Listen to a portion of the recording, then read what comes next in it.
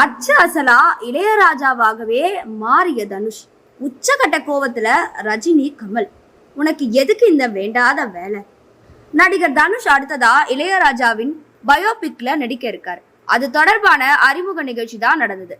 அந்த நிகழ்ச்சியில இளையராஜாவோட படத்தினுடைய அறிவிப்பை தொடர்ந்து நடிகர் தனுஷ் லுக்கின் பின்னாடி திரும்பி இருப்பது போன்ற போஸ்டரும் வெளியாயிருக்கு. இது பாத்தீங்கன்னா இளையராஜா போலவே நடிகர் தனுஷ் இருக்கும் புகைப்படம் ஒண்ணு சமூக வலைத்தளத்துல தீயா பரவிட்டு இருக்கு. மிகப்பெரிய எதிர்பார்ப்புக்கு அப்புறம் தான் மாஸ்ட்ரோ இசைஞானி இளையராஜாவின் வாழ்க்கை வரலாறு படமாக இளையராஜா படத்தின் அதிகாரப்பூர்வ வெளியீட்டு விழா சென்னையில நடந்தது. நடிகர் தனுஷ் இளையராஜாவாகவே தோற்றமளிக்கும் அழகான போஸ்டரை வெளியிட்டு உலக நாயகன் கமலஹாசன் இந்த படத்தை துவக்கி வைத்து வாழ்த்து தெரிவிச்சிருக்காரு. கேப்டன் மில்லர் படத்தை இயக்கிய அருண் மாதேஸ்வரன் தான் இந்த படத்தை இயக்குறாராம். பாலிவுட் இயக்குனர் பால்கி இயக்க போவதா பேச்சுக்கள் அடிபட்டு வந்த நிலையில அருண் மாதேஸ்வரன் இறுதி செய்யப்பட்டு இளையராஜாவினுடைய வாழ்க்கை வரலாறு திரைப்படத்தை இயக்க இருக்காரு. பாலிவுட்ல தோனியின் பயோபிக் திரைப்படம் மிகப்பெரிய வெற்றி படமா அமைஞ்சது.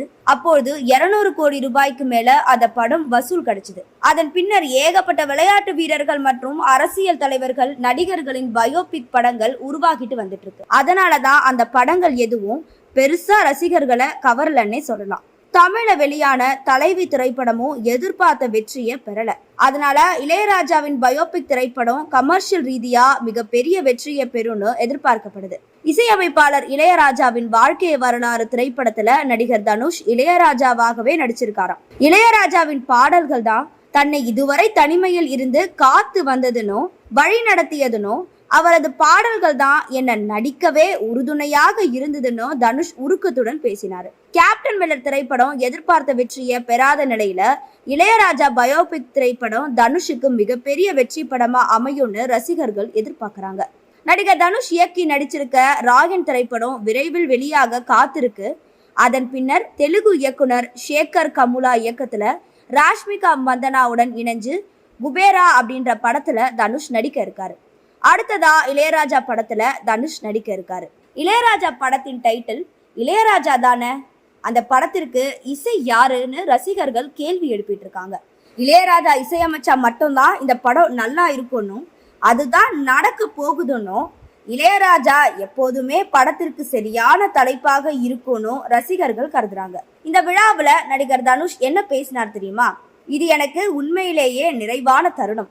எனது சிறு வயதிலிருந்தே இளையராஜா சாரின் மயக்கும் மெல்லிசைக்கு நான் ரசிகன். நமது எண்ணங்களே நம்மளை உருவாக்குதுன்னு சொல்லுவாங்க. அதுதான் உண்மை. நம்ம முழு மனசோட நம்ம கனவை நோக்கி நம்ம அர்ப்பணிக்கும் போது அவை நிறைவேறும். பலர் தங்கள் மன அமைதிக்கு இளையராஜாவோட பாடல்களை நாடுவாங்க.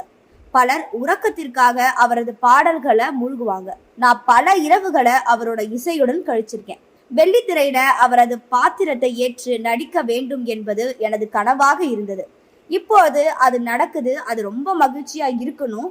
திரை வாழ்க்கையில ஆரம்பம் முதல் இதுவரைக்கும் ஒரு நடிகனாக உண்மையிலேயே சிறப்பான நடிப்பை வழங்க வேண்டிய தருணத்துல எல்லாமே எனது இயர்போன்கள் மூலம் அவரது இசையில மூழ்கி அதன் மூலமே என் நடிப்பை வெளிப்படுத்துவேனும். இதுவரை எனக்கு நடிப்பு சொல்லி தருவது அவருடைய இசை மட்டும்தானோ பேசியிருக்காரு.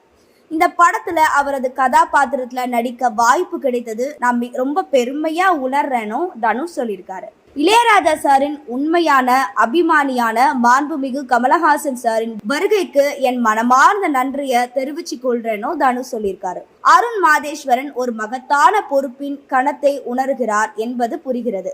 ஆனா இந்த திரைப்படத்தை மிக மகிழ்ச்சியோடும் உற்சாகத்தோடும் உருவாக்கலான்னு அவரை ஊக்குவிக்கிறேன். ஏன்னா இது கலையின் மீதான காதல், இளையராஜாவின் மீதான காதல். அனைவருக்கும் என் நன்றிகள் அப்படின்னு அவரோட பேச்சை முடிச்சிருக்காரு. இளம் வயதிலிருந்தே இளையராஜா எப்படி இருந்தாரோ அதே போன்ற லுக்ல தனுஷ் இந்த படம் ஃபுல்லாவே இருப்பாரோ அதுக்கேத்த மாதிரின ஒரு போட்டோ தான் இணையதளத்துல ஷேர் செய்யப்பட்டிருக்கு. இந்த எடிட் செய்யப்பட்ட புகைப்படமா அல்லது ஒரிஜினல் போட்டோவான்னு தெரியாம ரசிகர்கள் குழம்பி போயிருக்காங்க. அதை ஷேரும் செஞ்சுட்டு வராங்க.